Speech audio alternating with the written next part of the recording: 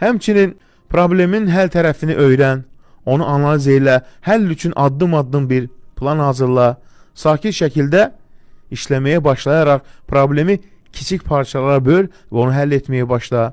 5-ci, Allaha təvəkkül et, Allaha arxalan. Hər bir problemin həlli Allahın izni ilə mümkündür. Özünü kiçik çərçivədə məhdudlaşdırma, problemi böyütmə və onu idarə etmək üçün səbirli ol. Rahatlıq, iman və təvəkkül sənə güc verəcək.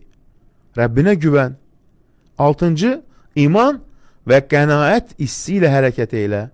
İmanla və Allahın yazdığı qədərdən razı olmaqla hərəkət elə. Allah heç vaxt sənə gücündən artıq bir yükü yükləməz. Quranda deyildiyi kimi, de ki bizə Allahın yazdığı baş verəcəkdir, o bizim Mövlamızdır, qoy möminlər Allaha təvəkkül etsinlər. Sonra ümidsizliyə və məyusluğa yer vermə.